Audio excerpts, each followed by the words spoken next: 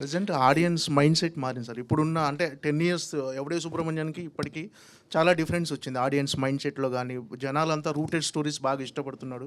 అంటే మామూలు ఓటీటీ వల్ల అన్ని లాంగ్వేజ్‌ల సినిమాలు అంటే ఓల్డ్ సినిమా చూడటం, వాటి వల్ల డిఫరెంట్ కాన్సెప్ట్ సినిమాలు ఇప్పుడు రెగ్యులర్‌గా ఎక్కువ ఇప్పుడు అవే ఇష్టపడుతున్నారు.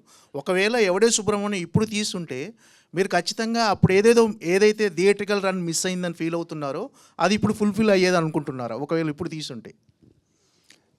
డెఫినెట్లీ అండి. ఐ థింక్ ఎనీథింగ్ అంటే basic reasons are like I think more ఈజీగా రీచ్ అవుతుంది జనాలు. ఫర్ ఎగ్జాంపుల్ ట్రైలర్ ఇప్పుడు మనం ఒక ట్రైలర్ వదిలితే it reaches more people faster than it reach 10 years ago.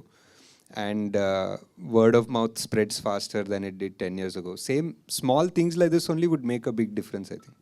ఈ సినిమా సక్సెస్తో పాటు మీకు రియల్ లైఫ్లో కూడా you find your real love in this film. దానికి కూడా 10 years అయినట్టున్నాయి, wedding anniversary. Almost. So career పరంగా మీరు అనుకున్న పాత్ చేరుకుంటున్నారు, ఆ పాత్రలో ఉన్నారు అనుకుంటున్నారా? మీరు అచీవ్ చేసినవి అన్నీ, ఒకటి స్పిరిచువల్ అవ్వచ్చు, ఫ్రెండ్షిప్ మీద, ఒకటి మైథాలజీ, ఒకటి బయోపిక్, అలా డిఫరెంట్ మూవీస్ తీస్తున్నారు కదా.